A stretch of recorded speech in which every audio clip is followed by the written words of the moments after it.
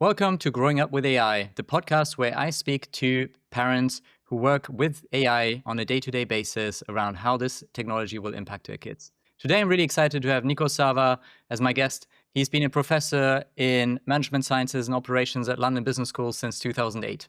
Hello, Nicos. Welcome to the podcast. Hey, Gabriel. Thank you for having me. So you've been in the space of data science and machine learning and whatever we call it for quite a while. How do you explain to your kids what it is that you do on a day-to-day basis? So maybe I should first tell you that my kids are really young. So they are 4 years old and 6 years old. So I'm not sure they understand the concept that parents work or, what people do for a living. So my kids go to a school and they know I go to London Business School. So they kind of think we are kind of the same. It's like they go to their school, I go to mine. In fact, once they wanted to see my school, so I brought them to London Business School. And my daughter, she was, I think, 4 at the time. She concluded that her school is much more interesting than mine because it has more toys.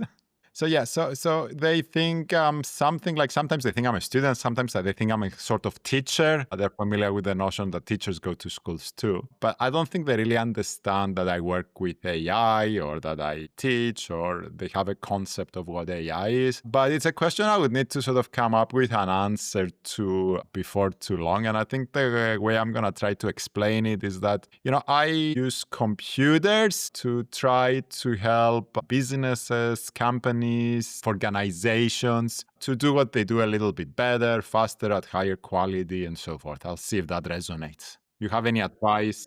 It sounds like you've done a better job. I think my wife managed to explain to the older one that my job is computer, meeting. And that's what he now thinks I do on a daily basis. Probably pretty accurate, but still maybe not the thing I wanted him to take away from the impact perspective. You've been working in this space for a while. So what does AI mean for you? I think you've been through the hype of big data, data science, and machine learning, that kind of stuff. So AI, what is it? You said I've been at LBS for 18 years. And when I first started at LBS, we didn't have AI. We have analytics. And that's what I used to teach. Then from analytics, it evolved to kind of machine learning. And I started teaching machine learning at that time. And I should say that my audience from analytics to machine learning increased by a factor of 2. And now we're talking not about machine learning, but about artificial intelligence. And now the audience has also increased by a factor of 2, maybe even more. So, AI for me is basically the machines have managed to create, we have managed to give machines the ability to think, to be creative, to come up with patterns that go beyond their training data. And that's really exciting in many ways. Yeah, I like the Yuval Harari definition of, you have an alien mind and we're interacting with. Yeah. As you mentioned, it's changed quite a lot over the 18 years. I remember when I took your classes, I think your classes were the only analytical classes that LBS was offering. And there was maybe 2 or something like that of them. Now there's a separate Masters in Analytical Management program. There's a whole AI initiative. What has been driving this change? Yeah, I think it's been driven by the fact that the technology has become so much better. So with more compute, more data, and better algorithms, we've managed to create a technology that can actually generate content, see patterns in data that we humans are not able to see. And all of this is finding applications everywhere. And the other thing I think is also happening, it's interesting, is that in the past, in order to use AI, you needed to have at least some technical skills. Like you needed to be able to code. And if you didn't code, then you could have a conversation about what it meant, but it was very abstract. Now you can use state-of-the-art models and interact with them through language and see them generate genuinely useful output. And obviously, this is creating a lot of applications, a lot of excitement, a lot of fear sometimes. Yeah. But no matter what feelings this creates for you, you do want to find out more and you don't want to be left behind. And I think that's kind of the wave we are riding in a business school. Do you think that changes what the ratio between, let's call them soft and hard courses that business schools will offer? I remember in my time, the MBAs were taking more of the let's call them hard courses like finance or strategy, versus the more experienced MBAs, so the executive MBAs, we're focusing much more on the softer side, like negotiation, organizational behavior, etc. Do you think that changes in this world? What's the right balance for someone now learning about business? Yeah, I think that's, you always need both. I mean, you need to manage sort of, people, but you also need to understand what technology can do for you and manage sort of technology. Right now, because we're living through a transformation period where every company is trying to figure out how to integrate this technology, there's a lot more interest in the technical courses because nobody wants to be left behind in this transition.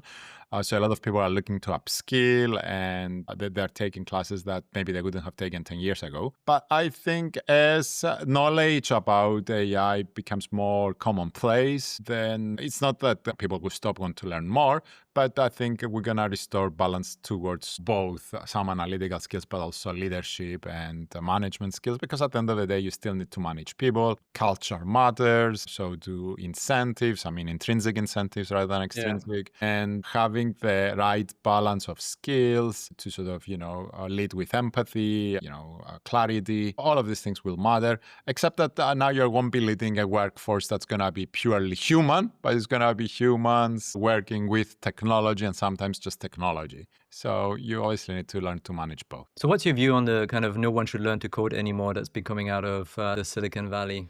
I don't think it's true that nobody will need to learn to code, but a lot of the low-level coding skills that you needed to do, it's say to sort of, be able to do sensible analytics or sort of data analysis. All of this you will be able to do without any coding. You're already able to do that. So I've created a new class where I teach people how to do analytics, exactly the same analytics I used to teach at LBS for the last sort of 15 years or so. But instead of using programming languages to be able to do the analysis, now we use ChatGPT. So the emphasis shifts from learning the skills to do the analysis to learning what are the right questions and what does sort of, an answer look like so that if the model is kind of going in the right direction or not. Yeah. So I think for the people that were coding, not as the main thing of their job, but as a sort of, something that would enable them to sort of make better decisions or sort of have access to sort of data or automate simple things. For this type of coding, you won't need to code anymore to be able to implement solutions. But I mean, the people that are creating cutting edge stuff, I think understanding a little bit of coding and being able to sort of troubleshoot at the code level, even if you're not writing every line of code yourself, will be very, very useful. And I don't see that changing anytime soon. So I don't think it's true that nobody will need to code anymore. But maybe sort of, the 80% of people that were doing the 20% of coding, they might get away with not being able to code. Not more. And so back in the days when you were teaching analytics, it was much more, I guess, deterministic, right? To a certain extent, you had a type of problem that you would almost, there were certain techniques that you could follow. You could predict somewhat the outcome of it. If you were following the same approach, you would always get the same results. Now in the world of LLMs, it's much more probabilistic. So one day my LLM might write some code in order to get to the answer, the next time a different code, and therefore the answers are a little bit different.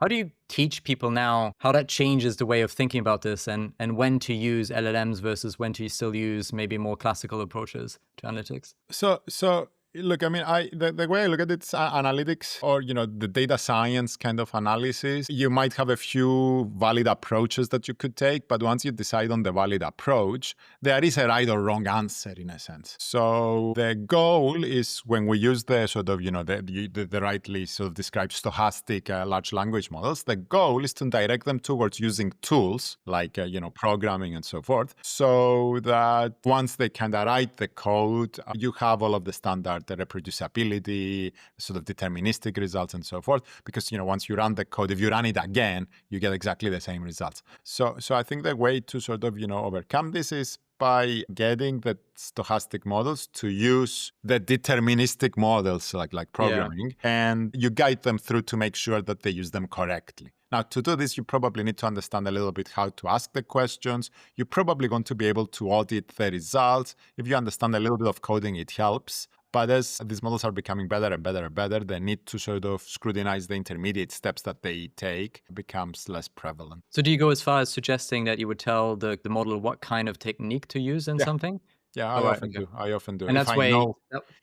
If I know a technique, I definitely want to use. I would go ahead and tell the model what technique to use. Sometimes I brainstorm with the model. I explain what the task is, and I could ask it for suggestions and to help me pick one. But I typically don't I typically don't give the model the data and say, give me the results in a sense or make a prediction. I guide the model through what I want. Yeah. So providing it a little bit more structure helps overcome this problem of, the model going on tangents or misunderstanding or misinterpreting what I want. Great. So very much according to the intern analogy, Yeah. you taking that person very much on their hands, or the model on their hands, along their hands, to kind of tell them what direction of the problem you're trying to explore. And like the intern, also check their results Yeah. carefully for any sort of, obvious rookie mistakes Yeah. that they couldn't be making. I want to talk to you a little bit about the business model of business schools. There's Oh, yeah. been quite a bit of news recently around Harvard MBAs. I think kind of their 3 months post MBA employment being at one of the lowest times ever. Is that because of AI? Is there something fundamentally structurally changing here? Are we similar moment again as when we had the massive open online courses, and it was a bit of this prediction that now that you could get any course for free, it would be very difficult for business schools to actually continue with a business model. But in the end of the day, those concerns were massively overblown and business schools continue to grow. Yeah, I mean, there's a lot of predictions made that the business school model is in decline, and every time business schools bounced back. Yeah. And I think this is probably the same.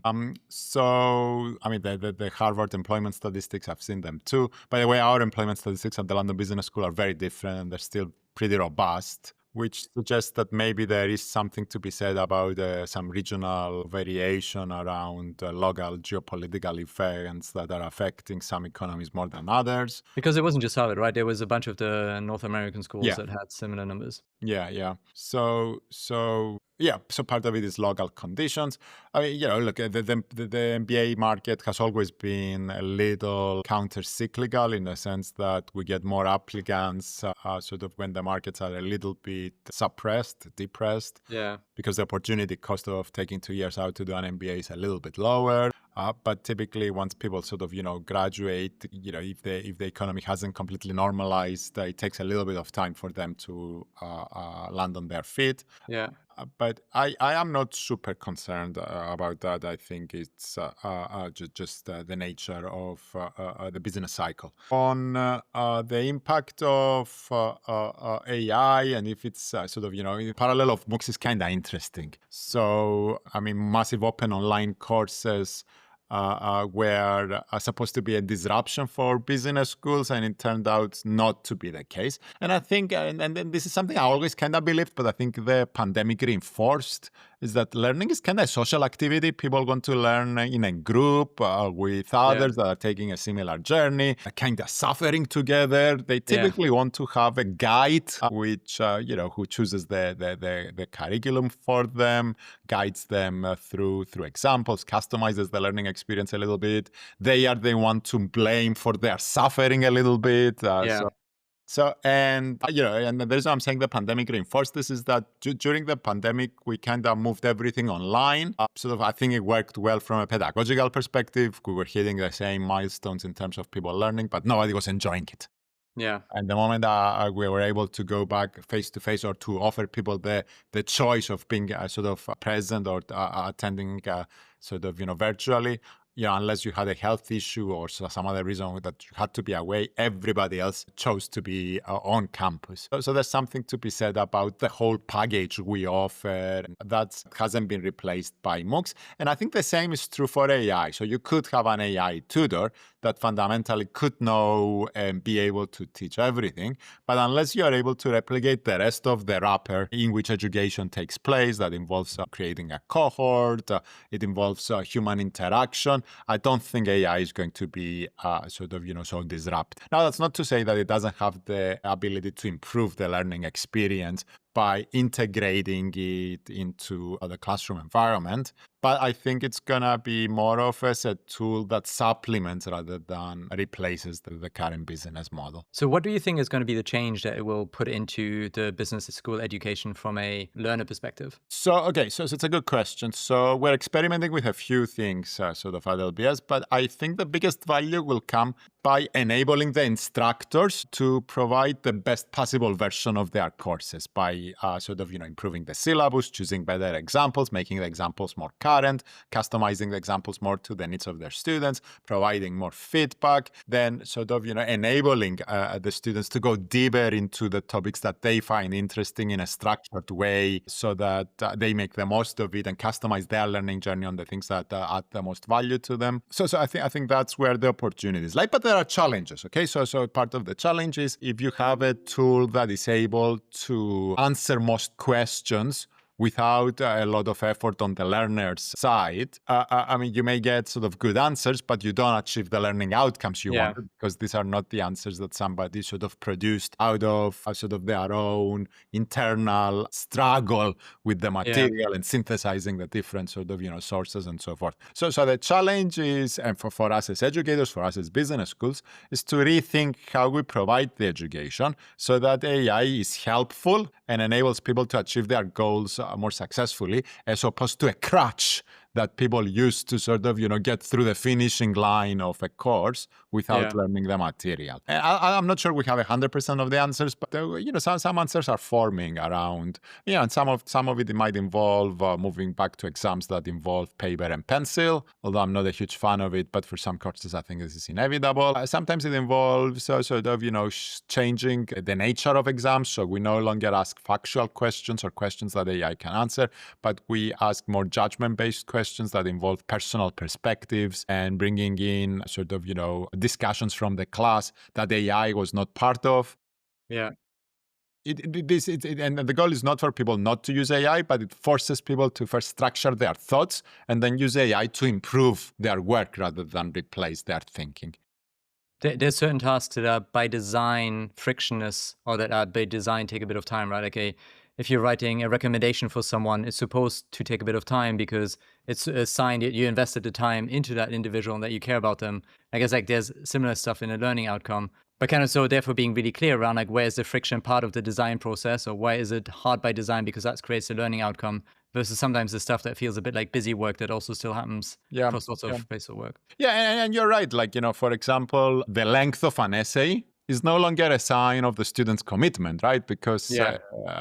you can make any short essay much longer by using any of these tools, Yeah. right? So we need to find different ways. So we're shifting sort of, from length and sort of, effort-based measures to sort of personalization measures. Like how generic is this essay that I'm reading versus sort of, an essay that only you, Gabriel, could have written. Yeah. So, and to the extent we can assess that shows that you actually at least did some of the work and you then delegate it all to AI. So you also do a bunch of work around executive education, and you're an advisor to different Mm. organizations as well. I'm assuming at the moment you're getting quite a lot of questions around AI. So Mm. what's the most common one, and does that differ at all by geography and by industry? So I think the most common question I encounter, or the honest question, a lot of people might not ask it, but the honest question is like, how does this thing work again? And what Right. are the key applications? And how do I start thinking about building the capability in my organization? Yeah. And so the very senior people, these are the questions they care about. Sometimes they wouldn't sort of, phrase it like that because this sounds like they're missing some fundamental knowledge that somebody of their position should have known. I assumed, irrespective of what people ask me, I assume these are the things they want to know about. So I structured the way I sort of deliver my sessions towards answering questions, that are more foundational. And when you say this capability, what do you mean by this capability? Because it's quite a broad topic and probably varies quite a bit by industry and depending on where their value is coming from in their value chain. Yeah, but I mean, first of all, how the technology works is industry agnostic. That's right. Yeah. So it doesn't care about sort of the industry. Now, what are the use cases? Well, you can divide the use cases in maybe, I have 5 categories that I think every industry has them. So it's around sort of enabling people to integrate it into their everyday workflows. It's around developing bespoke solutions that solve specific problems. And these problems tend to be sort of, serving customers better, sort of, serving information to people at the point they need it in a format that they can use it execute more effectively. So knowledge management systems. Third is, copilots. So these are systems that not only serve information, but enable you to do your work faster because they already know what it is that you're trying to achieve. And then, the last one, I would say it's agents. These are systems that also take autonomous actions. So these 5 categories, you find everywhere. And I explain to people what they are, and then I workshop with them what are the applications in their industry. Now, building the capability to develop these solutions, again, it's common in most industries. So you need to, first of all, provide the technology to people. So invest in the tech stack, invest in upskilling so that people know how to use the technology once they have it.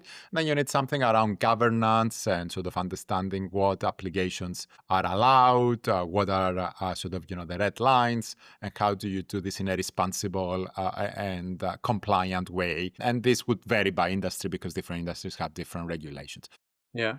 And I call this, in a sense, the first wave of AI education, which is pretty much industry agnostic or very little industry customization. And the goal is to understand the fundamentals of what the technology does, what are the use cases, and how do I develop the capability. So the second wave, which we're seeing coming now, it's more around verticals. So it's like, what does AI mean for banking? What does AI mean for R&D? For creative industries and marketing. And we're gonna see the executive education offerings evolve from industry agnostic to these verticals. And I see a third wave coming in maybe a few years from now, where we don't talk about AI as such anymore. We talk about marketing, we talk about analytics, we talk about operations, we talk about finance, but within the context of each one of these modules, maybe half of the material is around how AI is transforming these functions and what are the best ways to integrate technology with humans to achieve the best outcome. So does that help? So I see these 3 waves, and we're now at the first wave where we're still trying to understand the technology. And the second and third waves are coming. And how ready do you think organizations are in order to do actually all of the transformation that's required to really take advantage of this, especially as you don't talk just about doing the stuff you already do more efficiently, but shifting towards different revenue models or different kind of processes, right? There's like a saying that mobile first was hard, but AI first is at least 10x harder. And also there's been an interesting trend of having these roll-ups where technology companies buy incumbents within the industry and then kind of use that as a distribution for the AI and really fundamentally basically gut those companies and change everything to be much more AI-centric. Yeah, I believe that if the technology was to stop evolving today, it would take at least 10 years for us to figure out how to integrate it in everything that we do, except that the technology is not going to stop evolving today. I mean, only last week you had Grok 4 coming out. We're expecting ChatGPT 5 at some point in the next few months. So the technology is continuing to evolve. So I think companies are not necessarily ready to do this because, I guess they're missing the tech, they're missing the human capital, and developing these things, it's slow. I mean, in some industries, what you described, where much more capable tech newcomers are going to come in either by buying or merging with incumbents or by developing the distribution channels themselves. But in many industries where you need complementary assets that are highly regulated, that require a big capital investment in all of these industries, I don't think the adoption will be led by newcomers. It will be the incumbents that slowly but surely start incorporating the technology. A little bit like what happened to banking, with the digital banking wave. Sure, I mean, you had the digitally born startups, fintechs that are disrupting the industry, but the big players are still around and they're still dominating the industry, and they are increasingly becoming more digital themselves. So you were saying that you expect it to take about 10 years to get to that point. In 10 years, we're getting close to the time when your kids are slowly about to leave their house. What does that mean? What do you think the world will look like by the time that they leave home, and how do you prepare them for that? Very hard to know. I mean, it's and I try to go by evidence, but the difficult thing here is that the technology is evolving faster than our ability to assess the impact of the technology, especially when we're talking about 10-year horizons. I mean, we can maybe assess the impact of the technology on people sort of, completing the next semester successfully, but certainly not in the horizons you are looking at. But fundamentally, though, I think, and then this is how kind of, I grew up, sort of the values I grew up with. It's like, it's around, it's important for anyone, for adults, children, to sort of develop curiosity, to develop a love for learning, sort of to be adaptable and flexible, and learn the skills that you need as you need them, in a sense, while you progress through school, you progress through university, you progress through your career. And I think that remains the best advice. So learn how to learn, in a sense, learn to Yeah. enjoy the process of learning. And if you can do that, and if I can teach my kids to do that, I think my job as a parent would have been successful. It's kind of interesting because in a way that's the complete opposite learning of how machines learn, right? Like it's completely intrinsic reward rather than very measurable extrinsic reward that you're trying to maximize for. So is that kind of the more human way of learning? Yeah, I hadn't made that analogy in a sense. Yeah, machines learn through, say, if you say reinforcement learning or supervised learning, there is an objective and you're trying to maximize that, and it's all extrinsic. That's your argument, right? Yes, exactly. Versus what you're saying is like what's really important is that joy for learning and not necessarily learning Yeah, with a direct goal in mind, but that importance of creatively meandering because you're yeah. interested in something. The very old Greek approach to learning in a way, right? Yeah, maybe. So I should say that I was raised by teachers, by educators. So both of my parents were high school teachers. And, maybe it's biological, maybe it's genetics rather than how they raised me. But I grew up with sort of, finding a lot of joy in learning things. And I remember studying, really hard because I wanted to one day understand the theory of relativity Yeah. and quantum mechanics. So you Yeah. won't be surprised I studied physics at university Yeah. because I had this desire to learn more. Yeah. I remember the joy that I felt the first time I could prove the formula for the volume of a sphere using calculus. Yeah. And, maybe I'm a big nerd and that kind of shows. I still remember how proud I was that sort of this was no longer a mystery to me, and I Yeah. knew where it came from.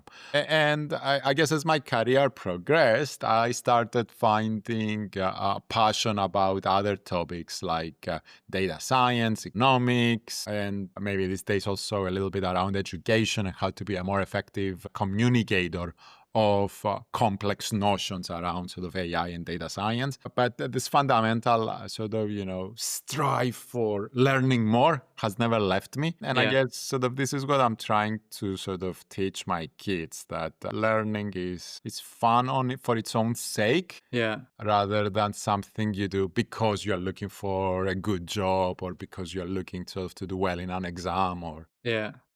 You talked about evidence beforehand and kind of looking for the evidence Mm. in order to understand the impact on the world that your kids will live in.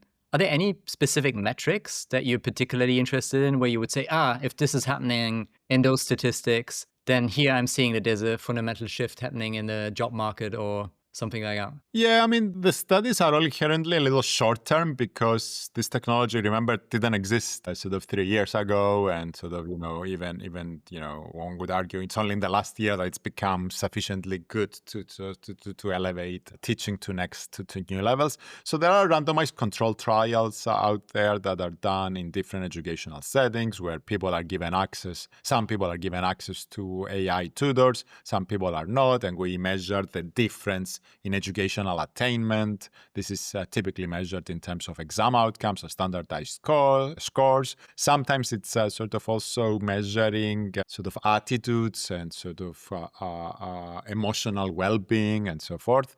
I mean, by and large, there is some evidence that if the technology is used correctly, Yeah. it has the ability, as a supplement rather than a replacement for the process of learning, it has the ability to raise educational outcomes in standardized tests. There's ample of evidence to suggest that overexposure to sort of screen time and social media has a less than positive effect on well-being. But do we have any evidence about long-term impact? We don't, and we never will, actually. because a world where people are growing up and they do not have access to this technology will probably not exist. So Yeah. the everything else equal condition with which sort of, you collect evidence just doesn't exist in this setting. And so what's the rules that you have at home around screen time and use of AI systems? I appreciate your kids are still quite small, but is Yeah. there still something that you say, okay, they can have a certain amount of screen time, they can use it in order to watch some, I don't know, videos in order to learn something, or they can ask ChatGPT a question when they get stuck? Or is it completely that you're saying at the moment, no, you're trying to be as analog as possible? My kids are interacting with sort of AI, and they're interacting with devices that have screens, including my phone, my iPad, and so forth. We even just bought them a tablet of their own. So they are aware that there exists this thing called ChatGPT. I've shown it to them. We've worked to get it to write stories and then animate the stories. And they kind of like the animations. They don't like the stories so much. They prefer me to sort of, come up with the stories because they think it's funnier if I do it. Or it may be the effort you were talking about there earlier. They want me to make the effort and they Yeah, realize it's it's more too easy. personal, it's more authentic, right? I think we've had quite a few conversations on the importance of authenticity in a world of AI. Yeah, and it's important to 4 and 6 year olds. My son now has developed the habit of asking ChatGPT to tell jokes. I don't think he has mastered the sense of humor, and so he tries to repeat the jokes to us, but he usually messes up the punchline, and sometimes sort of it works and we laugh and he's super proud. Sometimes gets something subtle wrong and it just doesn't work anymore, and Oh, he's so trying he's to figure using it them out. in order to repeat them to you rather than in order to laugh for himself. Yeah, I don't think he understands humor, but he understands that we like jokes, and Right. yeah, he's teaching himself to tell jokes using ChatGPT. And yeah, in general, they enjoy playing video games, which sort of, but they tend to enjoy the more creative ones, like, the mini worlds where they move around in worlds and they do stuff and there's no rules, there's no right or wrong. They just interact with different characters in the games. We try to limit their screen time to some extent. Whether we're super successful, I'm not so sure.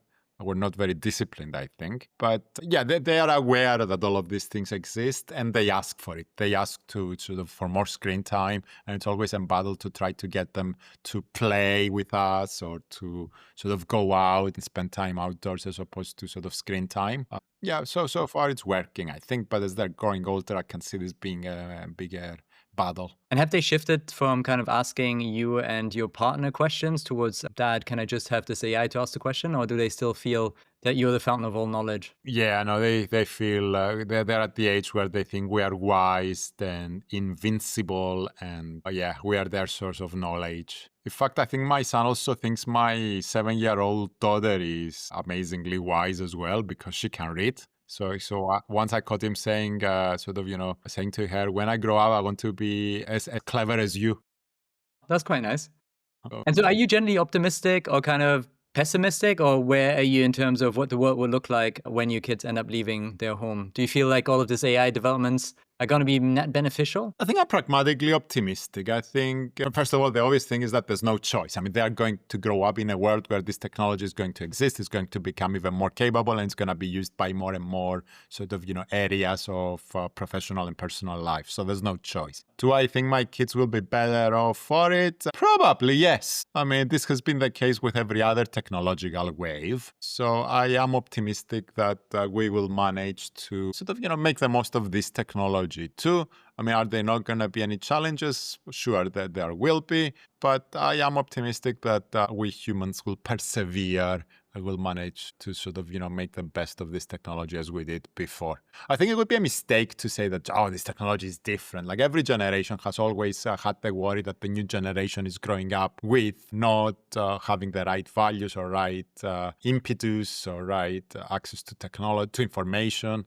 And I think this is kind of, the next step up, and I think we'll manage it. Yeah, I think there's been quite a few comparisons to the Industrial Revolution or something like that, right, Mm. recently around this, but kind of compressed to a much, much shorter timeline, so less time to adapt. So Yeah, I what's your mean, view on this stuff? Do you think there's something truth to that, or is that just one of those, as you say, every generation for every kind of technology says this is going to ruin our ability to learn, our ability to be human, and everything will be worse off, and then the end of the day, we realize that we are much more creative and we can create as many upsides to it as all the downsides that end up happening? Yeah, I'm leaning to believe the latter, although I see why this technology is different to any other technology we've created. Not just the timelines, but also the ability of the technology. The fact that it's now automating domains that were sort of, not manual, but intellectual. But I think humanity in one way or another will persevere. And, maybe the future of my kids when they grow up is sort of just to be good, kind people that spend most of their time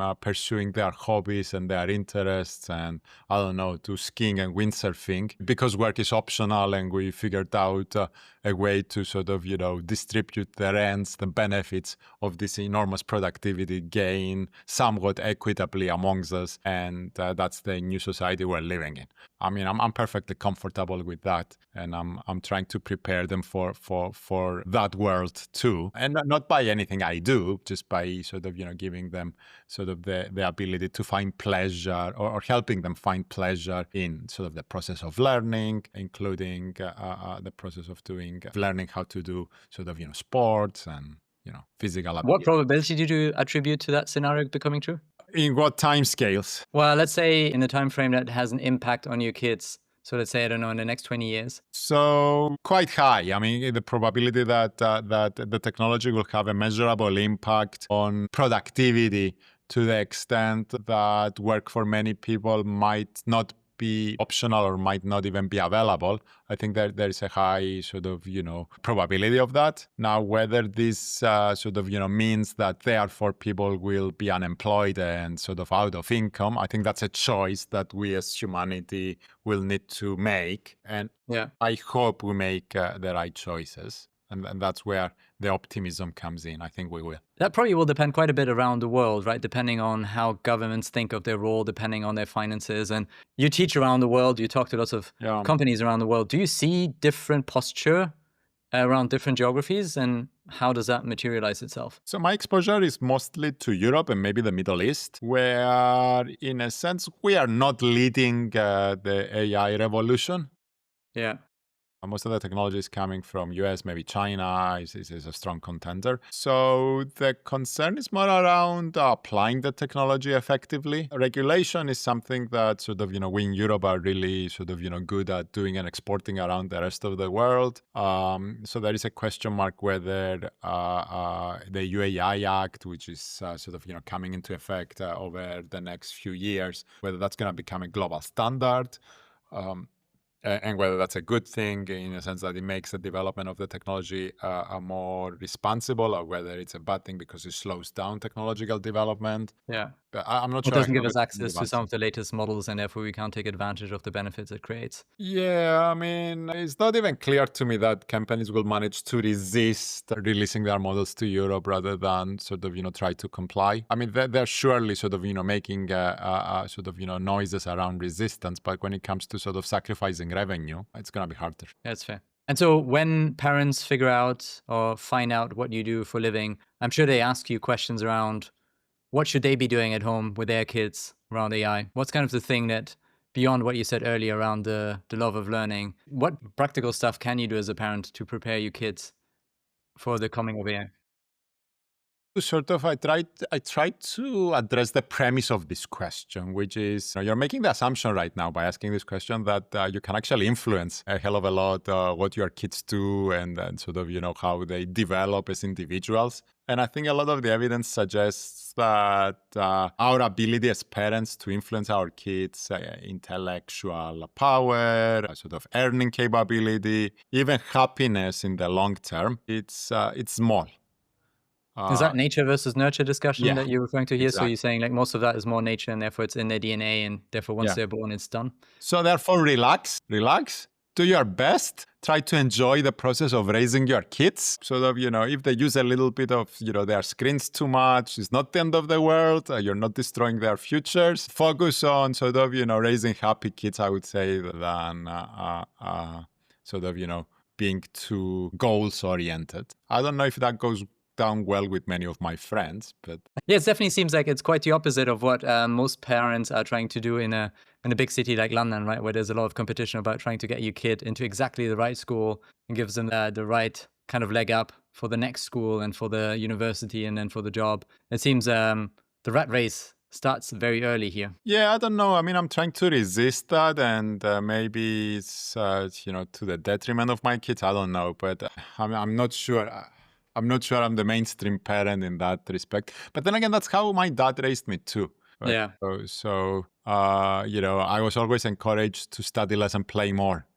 Yeah. Like not actively, but I was never asked sort of, have you studied today? I was asked if I had fun today. I was asked if I want to go out to play.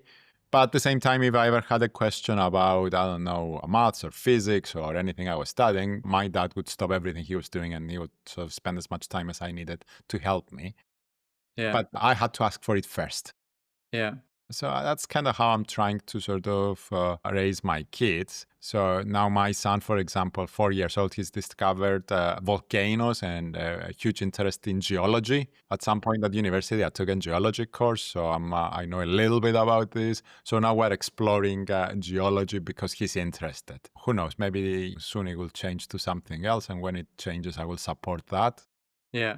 Because I think for me, what's important is that he develops this interest and goes out and explores them further. Yeah. Rather than me trying to sort of create an environment where sort of, he wants to learn more. I think it's up to him. Yeah, what really strikes me around the examples or kind of the way that you approach this is really around that it's kind of coming back to the core of being human, which is like being interested in something out of the pure interest. Yeah. I think, again, coming back to a lot of the antique kind of Greek and philosophy around we should learn because we should learn and we should enjoy this because the purpose of it is the learning itself rather than necessarily what comes out of the learning. Yeah, that's exactly. That's how I've approached this, and it served me well in sort of my career. Yeah. Well enough, I guess. I don't know. I don't have the counterfactual, but yeah, it's quite an interesting one. We talked a little bit about evidence early on, and I guess like you only ever have your own personal experiences with no counterfactuals. So kind of it's how do you moderate that? Yeah, I don't know.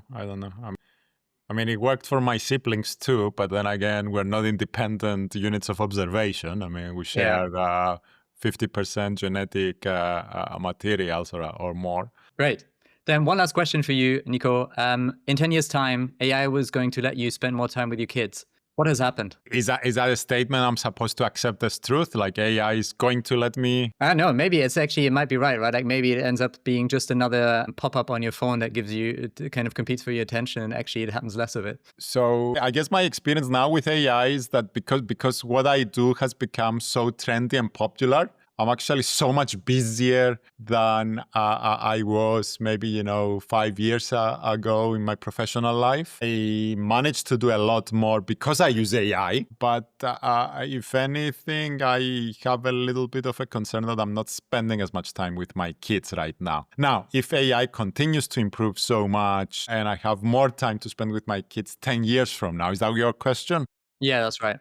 Well, I guess like your answer sounds like you might be saying an AI winter would also help you spend more time with your kids. For sure, but do I see an AI winter coming? Not anytime soon, Gabriel. I mean, I think in a sense the cat is out of the box, and there's no way to put it back in. Yeah. I don't think AI is a hype anymore because it's not a hype, and it's up to us to find more and more applications, and we will.